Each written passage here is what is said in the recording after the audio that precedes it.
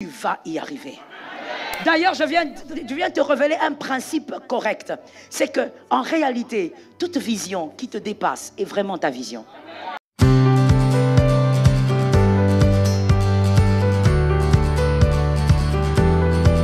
Il faut qu'on arrête de parler de ça comme un slogan qui doit être entendu. Ce n'est pas une belle phrase que de dire « la femme est source de bénédiction ».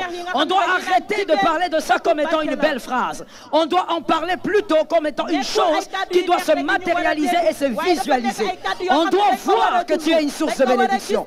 On doit voir que tu es une source de grâce. On doit voir qu'en toi il y a des eaux qui sont en train de couler. Que quelqu'un me dise les eaux. Que quelqu'un me dise les eaux. Il faut qu'on arrête d'en parler comme des slogans. C'est fatigant que d'écouter tout le temps les gens dire la femme est une source de bénédiction. Tu dois l'être. Tu dois quitter dans la dimension où on l'écoute. Tu dois entrer dans la dimension où tu l'es. Que quelqu'un dise à quelqu'un je dois l'être. Que quelqu'un dise je dois l'être. Tu dois l'être. Alors écoute ce qui se passe ici. Dans Genèse 1:28. Genèse 1:28, on va lire ça. Genèse 1:28. Lisons la pensée de Dieu.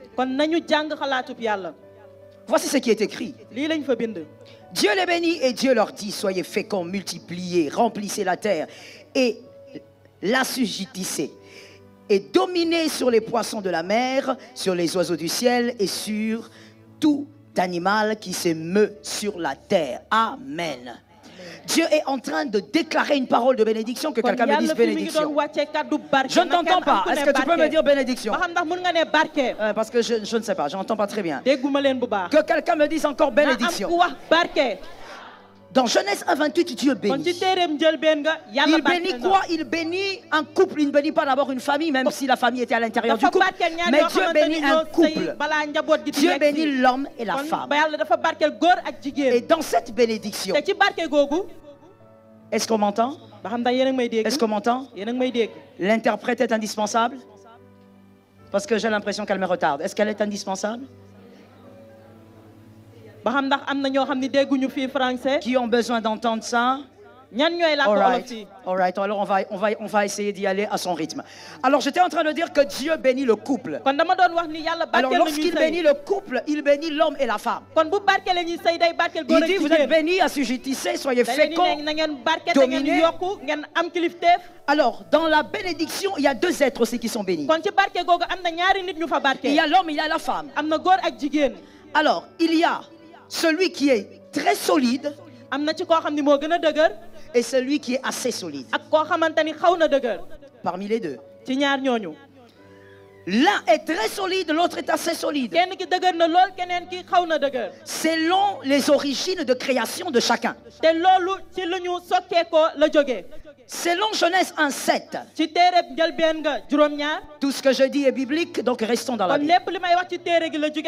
Selon Genèse 1:7, la Bible dit que l'homme a été créé de la terre. La terre est une matière visible. Une matière à l'air libre. Et peut-être même que dans le jardin d'Éden, les animaux ont eu aussi à se balader sur cette terre. Puisque les animaux avaient été créés avant l'homme et la femme.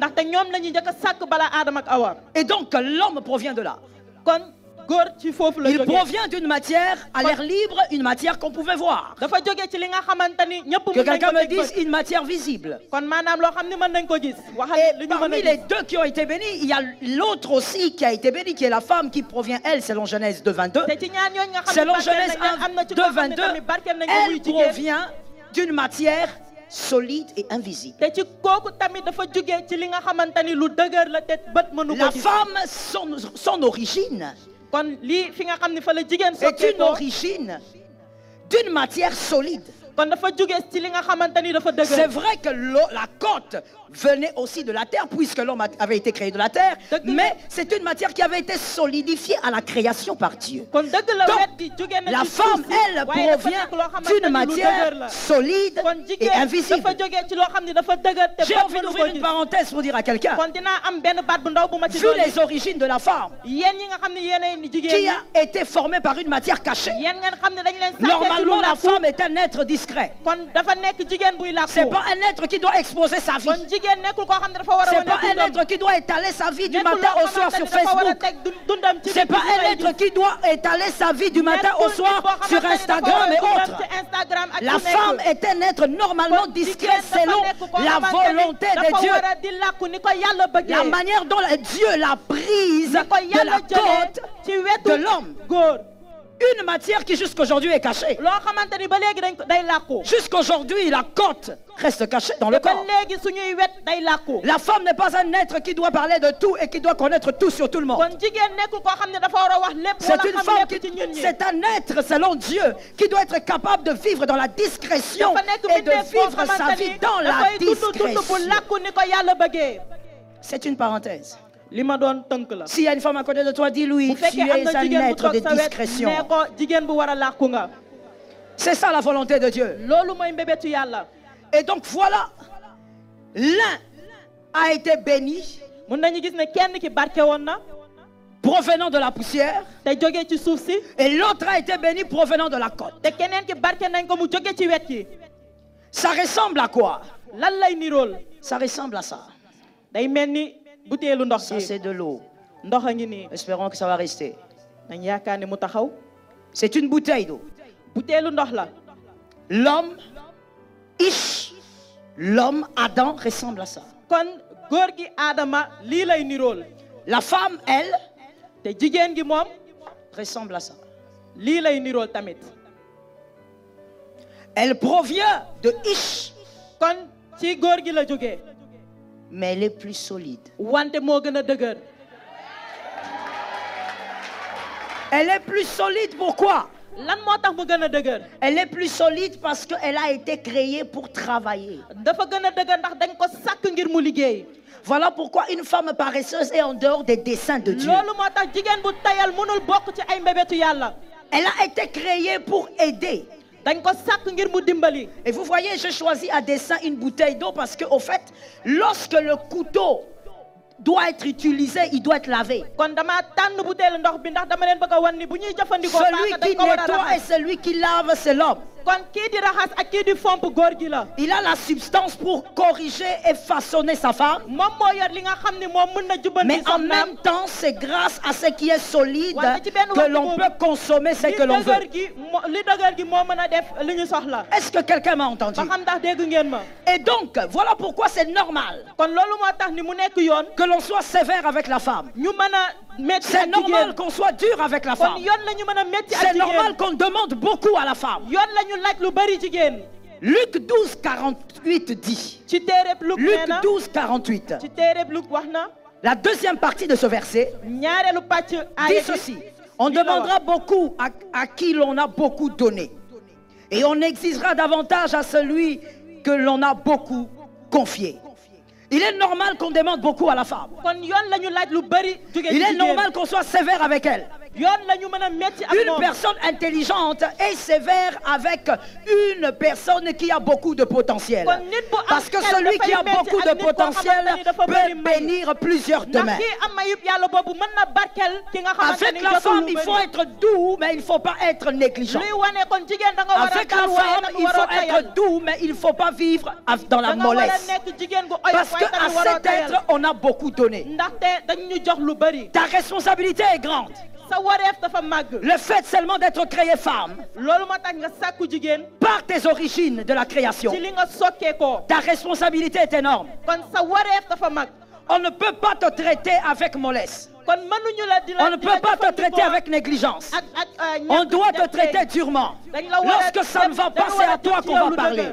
Lorsque ça ne marche pas, c'est à toi qu'on va parler. Lorsque les choses n'évoluent pas, c'est toi qu'on va chercher. Parce que c'est à toi qu'on a beaucoup donné. Si on t'a beaucoup donné, c'est parce que tu as la capacité de donner beaucoup plus que ce que les hommes voient. Est-ce que quelqu'un m'entend? Tu as la capacité de donner beaucoup plus que ce que les hommes attendent. Oh, je veux dire à la femme une chose. Je ne suis pas encore dans mon message, écoute-moi d'abord. Je veux te dire ceci. Au-delà de tout ce qu'on a célébré en ton nom, tu n'as encore rien fait. Tu es capable de faire beaucoup plus que ce que tu as fait. Tu as ta capacité pour le faire. Tu t'as équipé pour le faire. À chaque fois que tu vas célébrer une victoire, dis-toi, ça ce n'est pas encore le commencement. Je n'ai pas entendu une femme donner un amen. À chaque fois que tu vas célébrer une chose, rappelle-toi que tu n'as encore rien fait.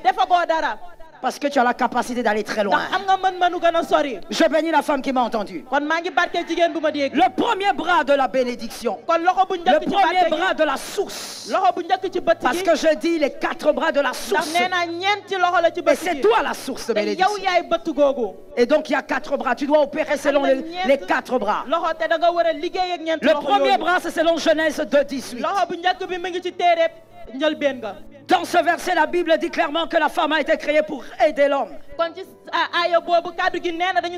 quelqu'un me dise aider. Que quelqu'un d'autre dise un peu plus fort aider. Tu as été créé pour aider l'homme, c'est le premier bras. Comment il faut aider l'homme, ce n'est pas à toi de le définir. Adam l'avait déjà défini. Comment il faut épauler l'homme? Quand je parle de l'homme, je parle de ton mari. Je ne suis pas en train de parler du copain aventurier avec qui tu vis. Je parle de ton mari. Si ce n'est pas ton mari, je ne parle pas de lui. Je parle de ton futur mari. Alors je disais ceci. Adam a déjà défini les choses. Il ne faut pas réinventer la roue. La chose est biblique, elle est déjà là. Adam regarde la femme. Selon Genèse 2:23.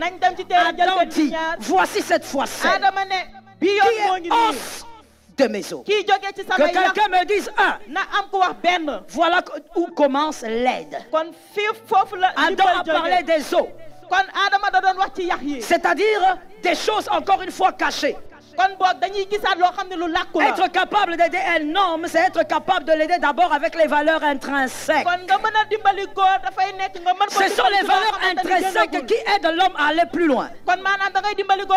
Et dans la vie d'un homme, tu n'es pas là seulement pour le regarder, le contempler, mais tu es là pour l'amener plus loin.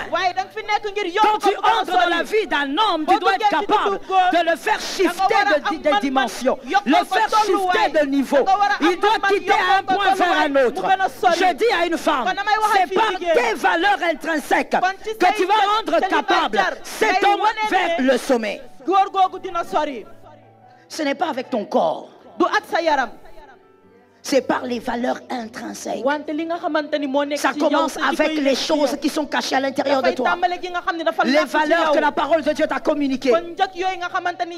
Les valeurs que tu as reçues de la parole de Dieu. Parce que ce qu'on a reçu de la famille n'est pas suffisant. Les valeurs que la parole de Dieu t'a communiquées. Les valeurs que la parole de Dieu t'a communiquées te permettront de prendre l'homme que tu as rencontré et de l'amener vers un autre point. C'est avec les valeurs intrinsèques que Marie a été capable de prendre Joseph, mais de faire de lui, pas seulement Joseph le charpentier, mais de faire de lui Joseph le père adoptif de Jésus. Marie a été capable de le faire à cause des valeurs intrinsèques.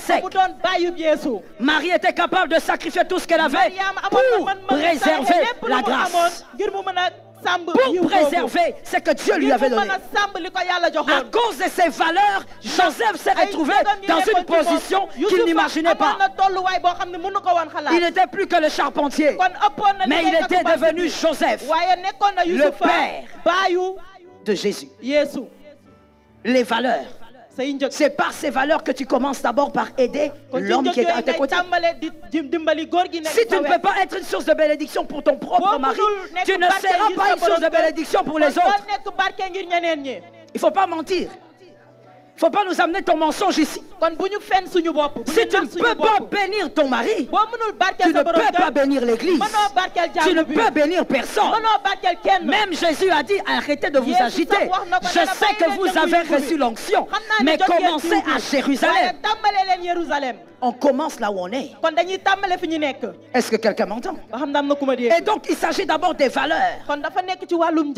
On ne fait pas arriver un homme à cause d'un beau corps. On n'a fait pas arriver un homme au sommet à cause d'un corps magnifique. Le corps vieillit. Le corps femme. Le corps se fatigue. Ce qui fait qu'un homme reste longtemps avec une femme, ce n'est pas la beauté de son corps, mais c'est la beauté des valeurs intrinsèques qu'elle peut manifester. Parce que lorsque les yeux auront... Quelqu'un me dit parle. Lorsque les visages auront des rides, les valeurs intrinsèques n'auront pas de rides. Lorsque le corps aura des rides, les valeurs ne vont pas rider. Lorsque ta poitrine n'aura pas la forme normale, les valeurs intrinsèques auront la bonne forme. Est-ce que quelqu'un m'entend? Un homme vit longtemps avec une femme dans le bonheur, parce qu'il y a une chose de vivre longtemps avec une femme et c'est une autre de vivre longtemps dans le bonheur avec une femme. Un homme vit longtemps dans le bonheur avec une femme à cause de son âme, pas d'abord à cause de son corps. Est-ce que quelqu'un m'entend? Donc ce jour-là, Adam avait déjà dit, c'est d'abord l'os. Alors il faut arrêter, madame, de dire comment je veux faire pour aider mon mari. Il faut écouter la définition que Adam avait déjà donnée à cela. Adam a dit c'est l'os. Si ça ne commence pas dedans, dehors, c'est rien. Je parle ou je laisse. Si ça ne commence pas dedans, dehors, c'est rien. Parce que dehors, c'est remplaçable. Il y a des plus beaux corps que les tiens. Donne-moi un amen, ne fais pas semblant. Il y a des plus beaux corps que ton corps. Il y a des plus belles femmes que toi, madame. Toi, tu t'arrêtes seulement au Sénégal. Est-ce que tu as vu les Arabes? Les filles d'Ismaël. Tu as déjà regardé?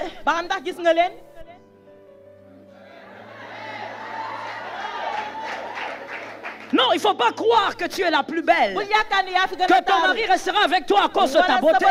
Il y a autre chose qui fait perdurer un mariage.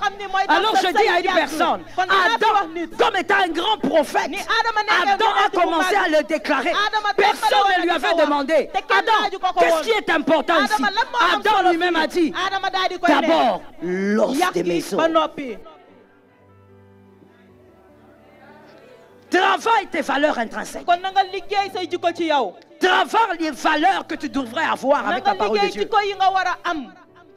Travaille les valeurs que tu devrais avoir selon la Bible. Et ensuite, Adam a dit, c'est la chair de ma chair. Comme Dieu est un Dieu d'équilibre, il dit c'est la chair de ma chair. Après les valeurs intrinsèques. Maintenant c'est le corps. Et donc madame, c'est bien de faire arriver un homme au sommet de sa destinée. Mais tu dois aussi être capable de le transformer physiquement. Il faudrait que ça soit un homme qui était incapable de porter un pantalon normal et qui commence à le porter. Un homme qui était incapable de peigner ses cheveux convenablement, mais maintenant il se coiffe normalement. Que ton entrée dans sa vie l'ait métamorphosée. Que ton entrée dans sa vie ait changé même son accoutrement. Il s'habillait comme le brigand qui était mort avec Jésus, mais là quand tu le rencontres, les choses changent. Il commence à se comporter autrement. Voilà pourquoi j'ai jamais compris quelque chose. Pourquoi lorsque ton mari il est tellement bien habillé et que tu sors avec lui, que les femmes le regardent et puis tu es jaloux? Tu es jalouse pourquoi? Mais normalement cela dit...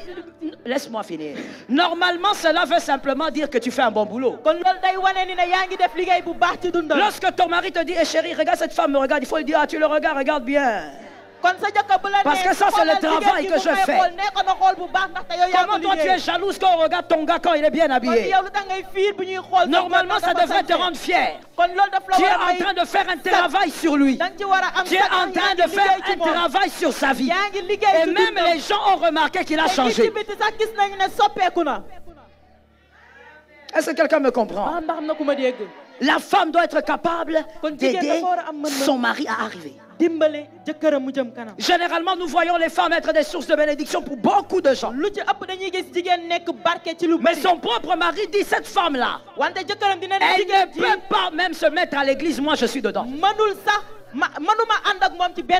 Parce qu'en réalité, son mari la reconnaît comme le monstre de la maison. Elle a des bons conseils pour tout le monde, sauf pour son propre mari. Que l'Éternel te délivre. Que l'Éternel te sorte de là. Sois une source de bénédiction pour ton mari. Et sois une aide dans toutes les dimensions. Je voudrais dire une petite chose et je vais fermer vite la parenthèse parce que je vais en parler à la réunion des couples. Alors je ne veux pas parler de ça longuement ici. Je veux dire ceci. Lorsque tu dois être une femme, aide de ton mari dans la dimension de la chair. Dans l'intimité, on fait ce qu'il veut et non ce que toi tu veux. Seulement, ça ne doit pas t'amener au péché. N'invitez pas le péché dans votre intimité, n'invitez pas le diable. Je ferme la parenthèse. Ça sera dans la réunion des couples. Et je dis à quelqu'un, tu dois donc commencer par là. Si tu es marié, tu dois être une source de bénédiction. Avant de nous bénir à l'église, bénis d'abord ton mari. Avant d'être une modératrice avec onction ici, va d'abord chez toi. Va d'abord bénir ton mari. Que ton mari reconnaisse que tu es une source de bénédiction. Moi, je viens dire à une femme, on ne va pas entendre ce que les fidèles disent à l'église. Les fidèles sont des flatteurs. Les fidèles sont des flatteurs, remplis de flatterie. Oh maman, tu es la meilleure maman. Oh maman, tu es la fidèle, tu es la plus forte. On ne va pas écouter ça. On va écouter ce que ton mari va nous sortir de sa bouche. Parce que c'est là qu'il y a la véritable révélation de ton identité. Le deuxième bras de bénédiction. Dis à ta voisine, à ton voisin, sois une bénédiction. Le deuxième bras, la Bible parle d'assujettir. Tu dois être une bénédiction sur terre dans la société. Tu dois te positionner dans la société pour être une source de bénédiction. Tu dois être une femme ambitieuse. Tu dois avoir des rêves à réaliser. Dieu ne t'a pas créé avec le cerveau d'un homme, il t'a créé avec la côte d'un homme. C'est-à-dire tu as ton cerveau. Tu es appelé à réfléchir. Tu es appelé à voir des rêves. Tu es appelé à décider, à réaliser des rêves. Tu es appelé à construire ton histoire. Tu es appelé à faire des projets et à travailler la réalisation. J'ai dit à une femme, sois ambitieux sur cette terre sénégalaise. Pourquoi ne peut-on pas avoir dans les années à venir une présidente dans cette nation? Ton main est pourrie, donne-moi la main. Tu n'y crois même pas toi-même. Tu n'y crois même pas toi-même. C'est-à-dire toi, les choses qui t'intéressent, ce sont les tapis de ta maison, les casseroles de ta maison, les aiguilles de ta maison. C'est ça qui t'intéresse. Et ajouter à cela les couches de tes bébés. C'est ça qui t'intéresse. Au-delà de ça, dans la société, tu dois être une source de bénédiction. Dans la société, tu dois arroser ta société. Les hommes doivent te regarder. Les hommes doivent te regarder et dire, cette femme bénit la société. Cette femme bénit la nation. Cette femme arrose la nation sénégalaise. Trouve une position dans la société. Et dans la société, ma soeur, sur cette terre, on n'est pas encore au ciel. Sur cette terre, il n'y a rien qu'on te donnera parce que tu es en train de demander ou de pleurer. On ne te donne rien gratuitement. Tu dois te battre pour trouver ta place. Travaille tes dons et tes talents. Tout ce que tu as comme talent, travaille avec le Saint-Esprit. Ne néglige aucun talent. Que personne ne te dise le talent que tu vas faire quoi avec au Sénégal. Dis-lui, je serai la première personne à utiliser ce talent au Sénégal et à bénir les hommes ainsi que les femmes. Ça descend sur celui qui croit. C'est ta bénédiction si tu crois. Lorsque la parole est libérée, c'est l'onction prophétique qui tombe sur celui qui croit. Tu dois être déterminé. Que quelqu'un me dise déterminé.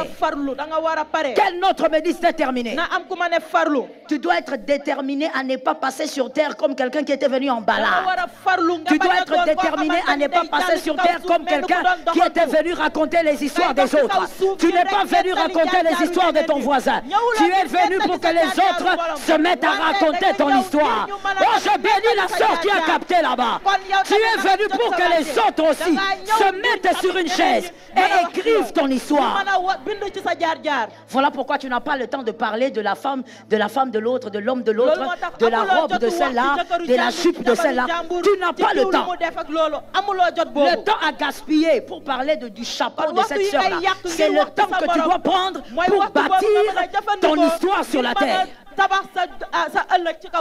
Est-ce que quelqu'un m'entend bien? Il faut arrêter de dire que la femme doit être une bénédiction et ça reste dans les slogans. Cette année, tu dois bénir cette nation. Ton amen est en retard, je crois que tu as un problème de foi. Je suis en train de bénir les femmes pour la nation. Je suis en train de voir les hommes lever la main. Finalement, c'est comment que tu es? Ça veut dire que qui t'a envoûté? Ça veut dire qui t'a fait ça? Comment moi je te bénis? Connais-tu l'importance d'une parole de bénédiction? Une parole de bénédiction, une parole prophétique, elle te précède dans le temps. Et elle va t'attendre là-bas. J'étais en train de te dire, cette année, dans cette nation, tu es obligé de bénir les hommes et les femmes. Tu es obligé. Celui qui veut pas te voir, il te verra à la télé. Celui qui ferme la télé, il va écouter à la radio. Celui qui ferme la radio, il va voir les affiches. Celui qui refuse de voir, il va entendre dans le quartier. Je dis dans ton quartier. Tes parents ne t'ont pas mis au monde pour que tu restes là comme un poteau. On ne sait même pas ce que tu attends. Et d'ailleurs, je viens de dire à certaines jeunes sœurs, arrêtez d'attendre le mariage comme celui qui jeûne regarde l'horloge. Laisse-moi parler. Laisse-moi parler. J'aime ta voix, mais tu m'empêches de parler. Je disais aux jeunes sœurs, arrête d'attendre le mariage comme ça là. Comme un monsieur ou une dame qui a jeûné regarde l'horloge. Tu vois, quand tu es habitué avec le jeûne, tu comprends ce que j'ai dit. Ça veut dire que quand tu as jeûné pendant 3 jours à sec, alors le 3e jour, tu es devant l'horloge là, en train de parler en langue. Tu n'es pas en train de prier maintenant. Tu es en train de calculer le temps de la fin. Parce que tu es fatigué. Parce que tu as trop jeûné. Je dis à une sœur, le mariage n'est pas un terminus. Ça n'a jamais été un terminus. Tu dois travailler, tu dois étudier, tu dois faire des projets. Oh my God, je parle ou je laisse. Je parle ou je laisse. Que le mariage te trouve en train de glaner.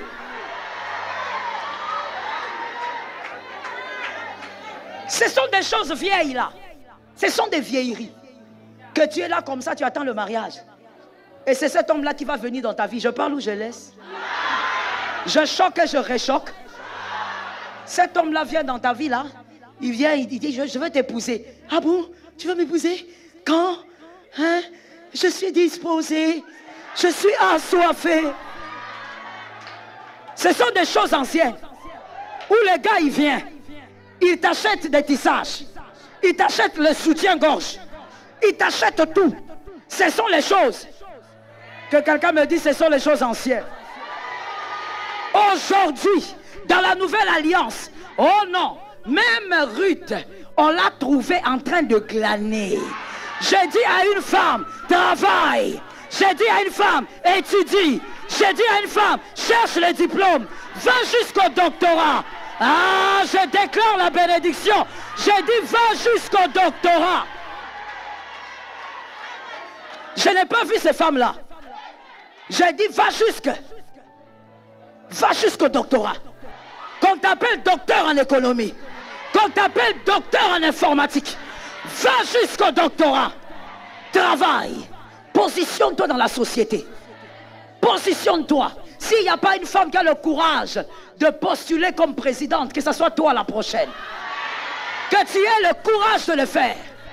Est-ce que quelqu'un m'entend? Une femme source de bénédiction, il faut arrêter de faire croire que c'est dans l'église que nous endormons les gens. On raconte aux gens des fables. À l'église, c'est là qu'on te dit la vérité. On doit sortir de cette phrase-là. Doit arrêter d'être un slogan. Source de bénédiction. Tu as déjà fait quoi pour qui? Tu as déjà donné quoi à qui? Tu as déjà créé quoi? Parce que source de bénédiction veut dire que les gens doivent s'abreuver auprès de toi. Tu as créé combien d'entreprises et tu payes combien de personnes?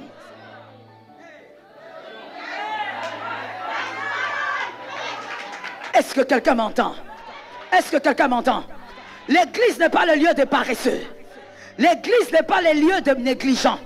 Lorsque tu viens, tu parles en langue, termine de parler en langue et sors. Va chercher du travail. Va chercher une entreprise. Va créer une entreprise. D'ailleurs, je dis à quelqu'un, n'attends pas qu'on t'engage. Ne sois pas esclave de quelqu'un. Crée une entreprise. Positionne-toi dans la société. Bénis les hommes et bénis les femmes. Est-ce que je peux lancer la prophétie? C'est gratuit que les gens intelligents prennent. Je déclare au nom de Jésus, tu vas organiser des grandes choses cette année. Tu vas créer des entreprises. Crée des entreprises. Crée des entreprises. Que tes enfants créent des entreprises. Tu dois arrêter d'être dans des slogans. Non, je suis une femme. Comme je suis une femme, c'est que je vais bénir. Non. Tu dois faire quelque chose. C'est pas parce que tu es appelée femme que automatiquement tu nous bénis. Pour que tu nous bénisses, tu dois produire. Tu dois te positionner dans la société. Tu ne dois pas attendre qu'on vienne te donner. On ne te donnera rien sur un plateau d'argent. Tu dois travailler pour y arriver. Tu dois travailler, oh my God, je dis à quelqu'un, tu dois travailler pour faire partie des meilleurs. Est-ce que je peux parler à quelqu'un? La femme doit aimer le sacrifice. Tu dois aimer le sacrifice. Ne sois pas une femme négligente. Ne sois pas une femme dormeuse. De matin jusqu'au soir, tu dors. Il faut que quelqu'un te réveille pour que tu te rappelles que le soleil s'était levé depuis longtemps. Ne sois pas une femme qui aime vous savez, les femmes qui aiment la gratuité, les femmes qui aiment qu'on donne tout le temps, qu'on donne, sors de la mendicité. Ça fait très longtemps que tu es devenue mendiante. Je te réchoque. Je sais que tu es choqué. Et moi, ma spécialité, c'est de choquer les gens. Je ne prêche pas pour te bercer. Ça fait très longtemps que tu es devenue mendiante. Mais tu ne le sais pas. Parce que toi, tu crois que la mendiante, c'est seulement là, celle qui se tient au coin de la rue et qui étend sa main. Mais toi, depuis que tu as commencé à étendre ta main vers cet homme-là, 5 ans de fiançailles, 10 ans de fiançailles, mendicité avec diplôme de master. Tu es dans la mendicité. Mais seulement tu ne sais même pas que tu es déjà dans... Ça veut dire que quand on va citer le nom des mendiants, on te cite. Mais tu ne le sais pas. Pourquoi? C'est une forme de mendicité. Tu es là en train de dépendre toujours des gens. Est-ce qu'à ton âge, tu dois dépendre de ta petite sœur? Regarde un peu quel âge tu as. Est-ce qu'à ton âge, tu dois dépendre de ta tante? Tu es là avec ton téléphone comme si tu étais né avec. Tu regardes son numéro, tu attends l'heure pour l'appeler, pour qu'elle t'envoie un peu d'argent. Au nom de Jésus, sors de là. Au nom de Jésus, sors de là. Au nom de Jésus, sors de là. Tu n'as pas été appelé pour vivre de cette manière. Le Sénégal recherche des femmes puissantes, des femmes fortes, des femmes capables de bâtir des choses glorieuses. Alors je dis à une âme, commence à te positionner dans la société. Travaille, rêve grand, Dis à une voisine, ne casse pas mon rêve. Parce que les femmes sont spécialistes en ça. Dis à une autre, ne casse pas mon rêve. Les femmes sont spécialistes en ça. Toi aussi, tu parles beaucoup. C'est aussi ta faute. Tu viens, tu racontes à l'autre, tu sais, moi, j'ai des ambitions au Sénégal, voici ce que je ferai. Qui? Toi. Tu vas commencer comment? Avec quel background? Qui est ton papa? Qui est ta maman? Il n'est pas question de père biologique. Il n'est pas question de mère biologique. Il y a un Dieu dans le ciel. Celui qui tient les projets des hommes, qui travaille avec les faibles et qui rend les faibles forts. Je déclare au nom de Jésus, c'est Dieu te rendra forte. Tu es un Dieu. Quand les gens te regardent, ils disent ton projet est trop grand. Dis-leur, il n'est pas plus grand que celui que je porte. D'ailleurs, je me demande comment tu fais pour porter un si grand Dieu. C'est que tu dois être extraordinaire. Parce que la Bible dit ton corps est le temple du Saint-Esprit. Tu diras à ces gens-là qui te disent, toi tu ne pourras pas y arriver. De toutes les manières, tu sors d'une famille sans nom. Tu leur dis, j'ai quelqu'un en moi qui a un très grand nom. Il est, oh my God, il est le fabriqueur des hommes grands. Est-ce que quelqu'un a pris ça pour sa maison? Il est celui qui fabrique les formes puissantes. Il fabrique les hommes puissants. C'est celui-là qui pourra te fabriquer. Ne te laisse pas intimider par ton propre rêve. J'ai vu des gens se laisser intimider par leur rêve. Ils regardent, au début ils croient, et à un moment donné ils disent non, c'est trop grand, je ne veux pas y arriver. Tu vas y arriver. D'ailleurs, je viens te révéler un principe correct. C'est que, en réalité, toute vision qui te dépasse est vraiment ta vision. Toute vision que tu es capable de réaliser n'est pas ta vision. Toute vision qui te ressemble n'est pas ta vision. Ça ne correspond pas à ta personne. La chose qui correspond à ta personne, c'est ce qui te dépasse. C'est lorsque tu regardes le projet, tu dis c'est pas possible. Comment je vais commencer? C'est là que tu as la vision de ta vie. Parce que Dieu travaille avec ceux qui sont dépassés par leur propre vision. Dieu travaille avec ceux qui sont dépassés par leurs propres rêves. J'ai dit à une femme, bosse dur. Est-ce que quelqu'un m'a entendu? Ne sois pas là focalisé à savoir quel panier est sorti, quel ceci est sorti, quel cela est sorti. Focalise-toi sur les choses qui vont bâtir ton nom. Il y a les femmes qui sont là en train de dire, moi je compte sur mon mari. Mon mari, il va m'aider. Mon mari, il va me bâtir. Finalement, toi, tu lis quelle Bible? Tu lis quelle Bible? Qui est l'aide de qui? Il faut qu'on sache. Qui est l'aide de qui? Autant que ton mari, aujourd'hui, je ne sais pas, pour ici, tu portes le nom de ton mari, autant par le nom que tu portes, tu peux hisser ce nom-là. Est-ce que quelqu'un m'entend bien? Je veux dire à une femme, parce que je ne dois pas passer sans le dire, si tu n'es pas une femme ambitieuse, tu vas avoir des filles paresseuses. Parce que les filles sont à l'image de leur mère. Tu es le miroir de tes filles. Elles ont beau écouter des gens, elles ont beau regarder la télé, elles ont beau te dire, maman, j'ai suivi une femme, mais ne t'en fais pas, c'est toi le premier modèle de tes filles. Et elles vont te ressembler. Et s'il t'arrive, je sais que c'était déjà arrivé, que Dieu te soutienne.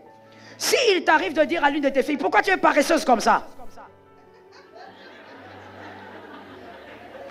S'il t'arrive à dire à tes filles, mais comment toi tu n'aimes pas te laver?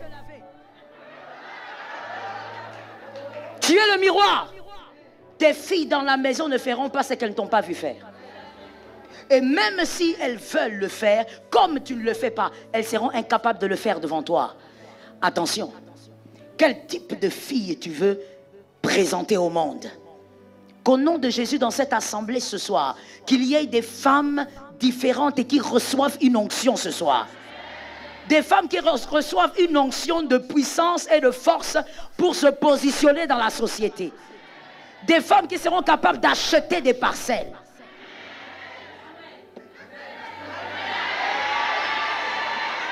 Quand j'ai libéré la phrase, il y a une femme qui a dit, oui, mon mari a déjà commencé à épargner l'argent.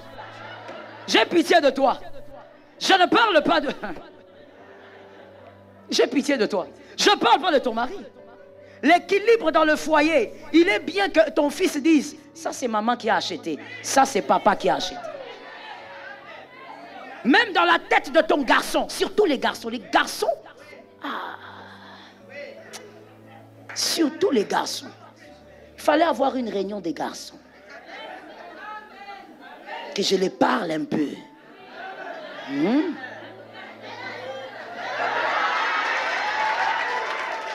Surtout les garçons. Ils ont tendance à grandir comme des petits rois, sans comprendre qu'ils ont des charges et des responsabilités. Lorsque le garçon voit sa maman se battre aussi pour bâtir, comme le père le fait, c'est un garçon qui ne vous amènera jamais, à moins que le diable entre dedans. Mais sinon, il ne vous amènera jamais une femme paresseuse comme femme. Parce que c'est ce qu'il a vu sa mère faire. Même dans ses critères, il n'aura pas de critères banals. Dans ses critères, il cherchera une femme intelligente, une femme entrepreneuse. Pourquoi? Il a vu sa mère. C'est donc important, ma soeur. Sors de la paresse. Décide-toi de faire des choses pour bénir la société. Est-ce que quelqu'un m'entend? Que dans ton quartier, on cite ton nom pas pour dire elle est enceinte. Qu'on cite ton nom pour dire elle a construit une entreprise qui bénit les orphelins. Ça tombe sur celui qui entend ça. Que dans ton quartier, on cite ton nom pour dire elle a bâti des orphelinats, cette femme. Positionne-toi dans la société. Source de bénédiction, tu dois l'être. Et pour l'être, il faut le décider. Décider de ne pas s'arrêter seulement aux jupes et aux pantalons, aux robes. D'aller au-delà. Et de faire des exploits sur la terre des hommes.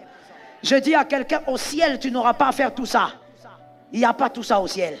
C'est ici. Ce n'est pas au ciel que tu vas dire à Dieu, Seigneur, je vais réussir. Il va te chasser. Il va dire, voilà quelqu'un qui est entré par hasard ici. Avec un esprit d'envie. Un esprit de... On va te chasser. À la dernière minute, tu risques d'aller en enfer. Tu n'as pas compris. Ce n'est pas là-bas que tu vas aller commencer à chercher les positions. Oh non, Moïse, donne-moi la place. C'est ici. C'est ici que tu dois réussir. C'est ici que tu dois être positionné. C'est ici que tu dois gagner. C'est ici que tu dois être parmi les meilleurs. Refuse d'être dans la deuxième catégorie. Je n'ai pas entendu une femme intelligente. Refuse d'être dans la deuxième catégorie. Sois dans la première catégorie. Refuse d'être la troisième. Bats-toi pour être la tête. Est-ce que quelqu'un m'entend? Que Jésus t'aide à accomplir ces choses. Je bénis les personnes qui m'entendent parce que je sens l'onction là-bas. Que Jésus vous arrose et qu'il vous donne votre part. Décide-toi de réussir. Que l'Éternel soit ta force. Et que tu ne manges pas le pain de la paresse. Tu n'en as pas besoin. Sois fier de manger ton petit pain de beaucoup d'efforts. Sois fier de ça. Voilà pourquoi avant de passer, je veux dire à une femme, je veux tuer ça maintenant et tout de suite. Ne sois pas envieuse. À chacun son couloir. Celui qui achète un jet privé, gloire à Dieu, il achète son jet privé. Et tu dis même, gloire à Dieu, c'est joli, c'est pour elle. Non, il ne faut pas être aussi aigri. Ça veut dire qu'elle achète le jet privé, toi tu donnes le dos. Est-ce que tu as vu les jets privés? Ah, laissez-moi là-bas. Tu vas te casser la main là. Apprécie ce que les autres font. Apprécie la gloire des autres. Apprécie, oh my God. Il y a une phrase que j'aime beaucoup, que mon père spirituel a l'habitude de dire. On ne combat pas sa prochaine destination. Quand les autres sont glorieux, toi tu combats leur gloire. Tu ne seras jamais glorieuse. Mais n'envie personne. Ça veut dire sois satisfaite de ta vie, mais en même temps tu célèbres ce que les autres font. Non, mais est-ce que tu as vu son beau mari? Il est beau comment? Il n'est pas beau. Il a même une tête comme ça. Quelle tête? Quelle tête il a? C'est la tête là qu'elle aime. Et elle au moins elle a la tête. Toi tu as quoi? Pourquoi tu dois avoir un cœur rempli d'envie? Un cœur rempli d'envie, c'est un cœur de jalousie, de haine. Je dis à une sœur, je dis à une femme, sois contente de la gloire des autres. L'évolution des autres. Celle-là qui a acheté ta deuxième voiture depuis que l'année a commencé. Gloire à Dieu. Mais il faut que tu sois heureuse. Sois heureuse sur ton couloir. Remercie le Seigneur pour ce qu'il te donne. Sois fier que tout ce que tu as, c'est le fruit de ta sueur. Je bénis les femmes qui ont entendu ça. La troisième chose, le troisième bras de la source, soit une bénédiction pour l'œuvre de Dieu. Jean 3,16. C'est un verset de l'école du dimanche, n'est-ce pas? Alors on peut le réciter car... Oui.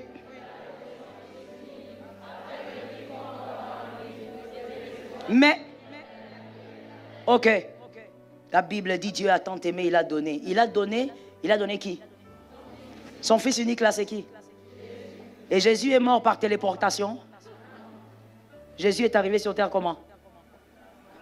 Par Marie. Par une femme. Il a dit, j'ai donné mon fils unique. Il a déclaration. Mais le fils unique là doit entrer quelque part. Et il est passé par le corps d'une vierge qui a accepté qu'on utilise son corps pour que les desseins de Dieu s'accomplissent. Cette femme-là a vu comment ses fiançailles étaient en train de s'effriter. Parce que Joseph ne croyait pas en cette histoire. Marie ne s'est jamais battue pour garder le fiancé. C'est l'ange qui a ramené le fiancé. Marie ne s'est jamais battue. Marie n'a pas dit à son fiancé, Joseph, tu m'abandonnes. Joseph, tu n'es pas spirituel. J'ai reçu la vision. Non, Marie n'avait pas ce temps-là. Elle s'est focalisée sur la vision. Joseph lui a dit, Marie, ton affaire est suspecte. Tu es tombée enceinte de quoi? Saint-Esprit, je ne comprends rien, je pars. Marie regarde et dit, ok. Et elle est restée là, jusqu'à ce que l'ange lui-même était intervenu. J'ai dit à quelqu'un, c'est une femme qui était capable de donner son corps pour l'avancement de l'œuvre de Dieu. Toi, quand tu es une femme et que tu es incapable de bénir l'œuvre de Dieu, source de bénédiction, c'est aussi bénir l'œuvre. Toi, tu te limites à donner ta dîme, ton offrande, action de grâce, et tu dis, voilà, j'ai donné ce qu'il fallait. Tu n'es pas une femme chrétienne. Une femme chrétienne pense à bénir l'œuvre de Dieu. Lorsque Dieu veut bénir un prophète, parce que le prophète a faim, Dieu ne cherche pas un homme, les hommes sont chiches. Dieu cherche une femme. Quand il dit au prophète, va en Samarie, j'ai choisi. Mais pourquoi tu ne choisis pas un homme? Il y a plein d'hommes là-bas. Va en Samarie, j'ai choisi une femme. Pourquoi une femme? Pourquoi ça doit être une femme? De toutes les manières, est-ce que à l'époque, c'était plus les femmes ou les hommes qui travaillaient? Pourquoi tu choisis une femme? Non, mais parce que Dieu sait que la femme a le cœur pour servir Dieu. Tu dois être une femme qui, source de bénédiction, ce n'est pas seulement pour les hommes. Tu dois aussi bénir l'œuvre de Dieu. Dans ton argent, le mois, quand tu réfléchis, tu dois te poser la question, j'ai donné ma dîme, j'ai donné mon offrande, j'ai donné l'action de grâce, mais est-ce que j'ai donné aussi de l'argent pour que l'œuvre de Dieu avance? L'évangélisation n'est pas gratuite. L'évangile est gratuit. L'évangélisation a un prix. Non, j'ai été béni en ligne, mais ce n'est pas gratuit là. Pour que ça passe en ligne, il faut qu'on achète des mégas et autres. Ce n'est pas gratuit. Toi, ton argent, c'est exclusivement pour toi. Et ce qui est encore choquant, c'est que toi, tu es le type de femme qui aide ton mari à tromper Dieu. Tu es une Saphira. Quand ton mari te dit, voici, on a une dîme ici de autant. Chérie, c'est trop. C'est trop. C'est trop. Notre pasteur, il va avoir le vertige s'il voit ça.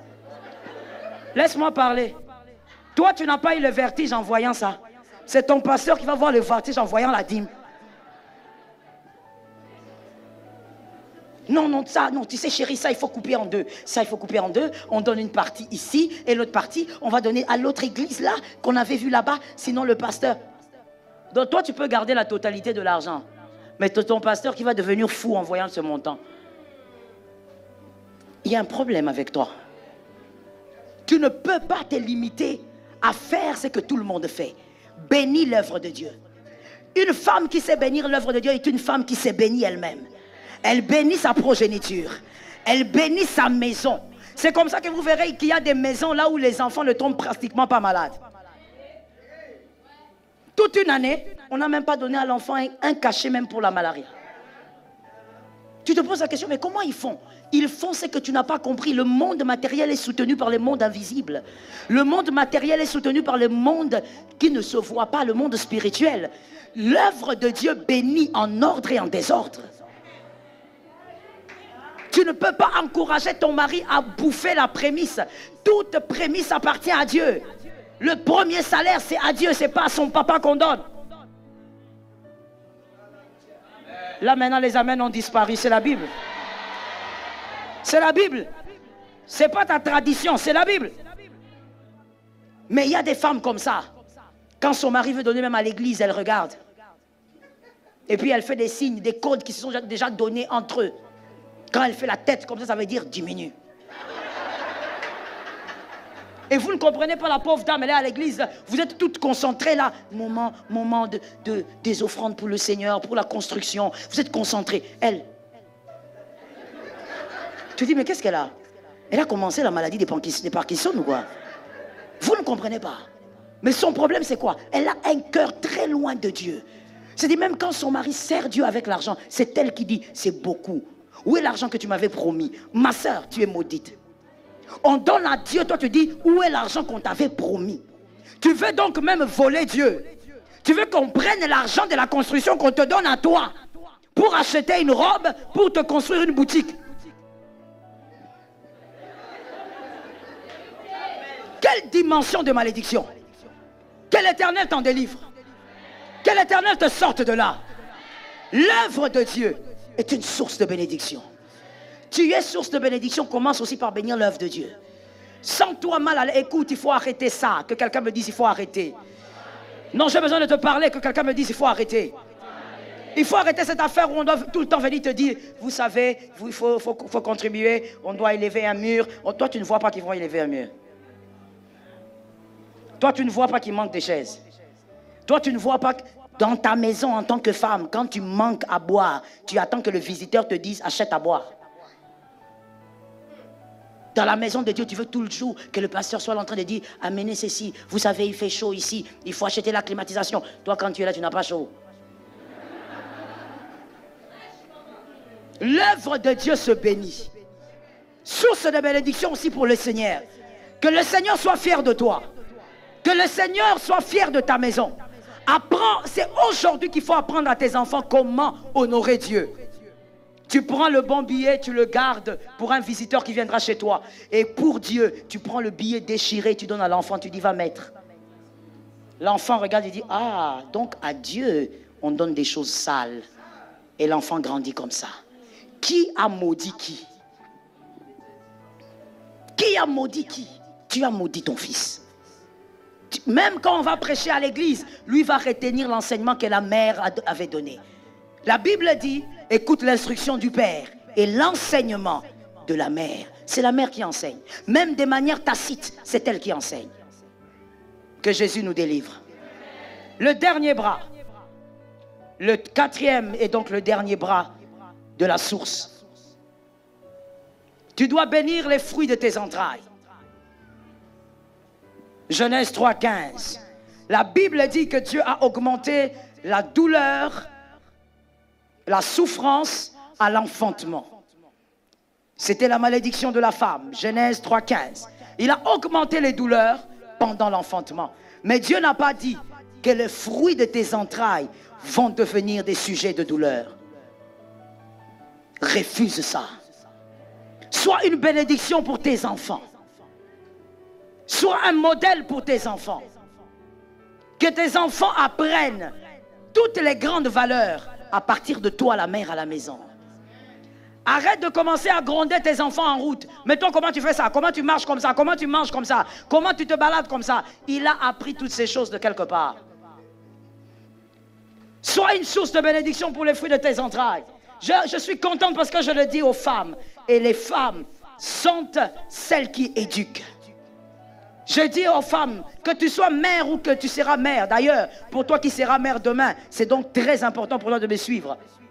Je dis ceci, que tes enfants, que dans ta maison, tu ailles au-delà de l'éducation, que tu formes une armée pour Dieu. Lorsque tu fais grandir tes enfants, mets-toi en tête que tu es en train de former des soldats pour Jésus. Tu formes des hommes de valeur, des hommes de foi, des travailleurs, des personnes qui vont aimer bâtir leur nation, des personnes qui vont aimer aller de l'avant avec le Seigneur. Forme des gens puissants dans ta maison. Que dans ta maison déjà tes petits garçons commencent à prophétiser. Hein, ça tombe sur celui qui a entendu. Dans la maison des autres, il y a des prophètes à 4 ans. Dans la maison des autres, il y a des prophètes à 7 ans, à 10 ans. L'enfant vient, il parle en langue, il dit, maman, voici ce que j'ai vu. Mais toi, dans ta maison, c'est la bagarre.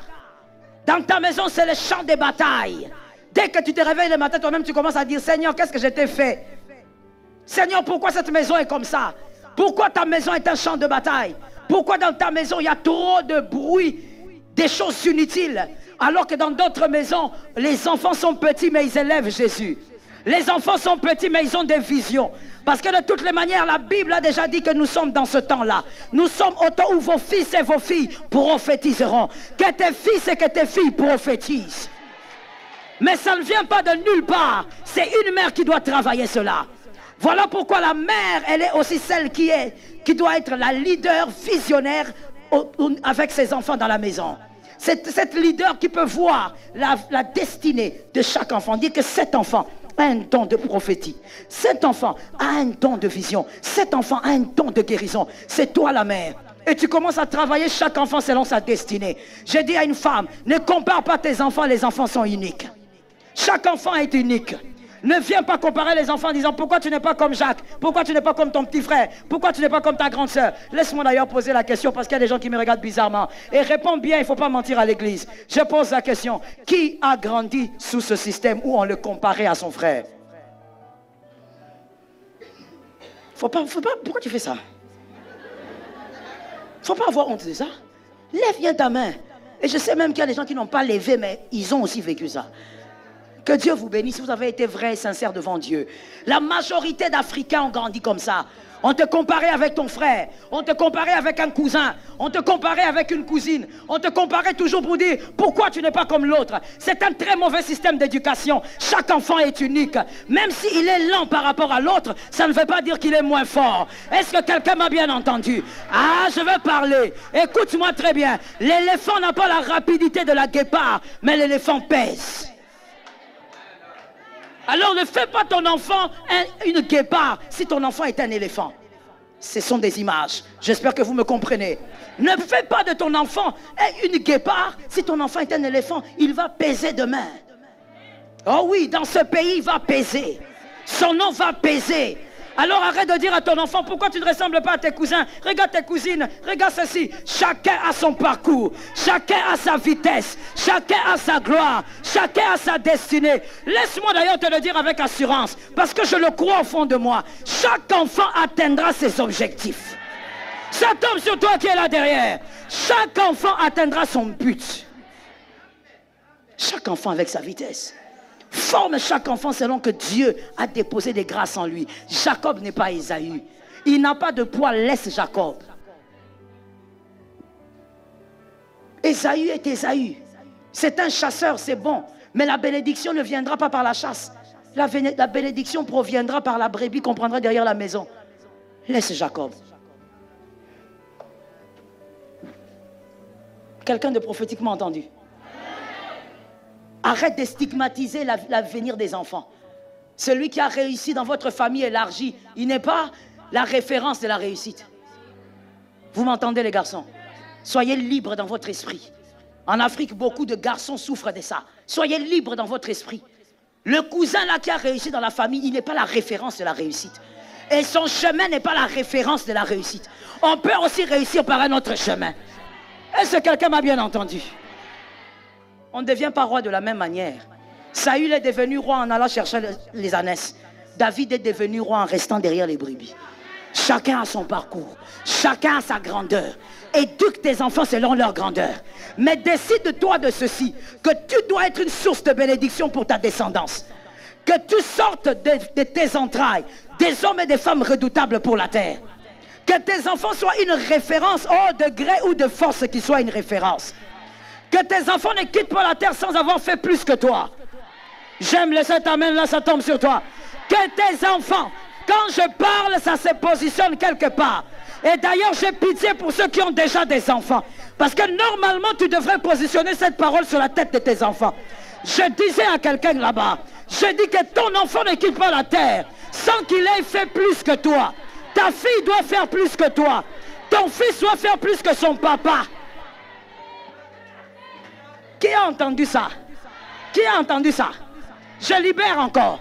Là où ton père est allé, que ton fils aille au-delà. Là où son père est allé, que le fils aille au-delà. Et je le déclare aussi pour toi-même. Je le sens dans mon âme, ça doit tomber sur toi. Là où ta mère est allée, toi va au-delà. Ne prends pas la double portion, toi prends même le triple. Va au-delà. Refuse de t'arrêter sur les limites de ton père. Oh, si toi tu refuses de t'arrêter sur les limites de ton père, ton fils aussi va te dépasser. La Bible dit les fils sont comme les flèches dans les carquois. Oh my God. On ne peut pas lancer une flèche et qu'elle tombe là où vous êtes. Même si tu es le mauvais lanceur du monde, quand tu lances, ça doit aller au-delà de là où tu es. Que tu ailles au-delà de là où ton père, ta mère s'est arrêté. Et que ton fils aussi aille au-delà de là où toi tu vas t'arrêter. Donnez-moi une chaise rapidement. Donne la chaise, mon frère. Je suis dans le prophétique déjà maintenant là. Descends ça un peu. Je déclare in the name of Jesus.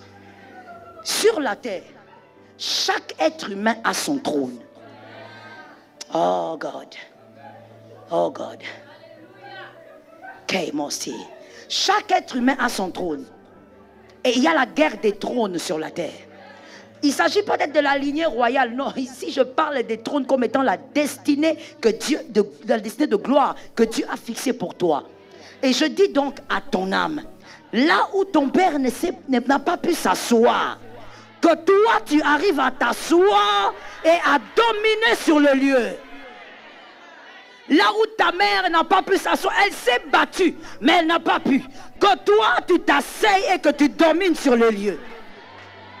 Que tu arrives à t'asseoir sur un trône que votre famille n'a jamais eu. Est-ce que je parle à quelqu'un ou pas?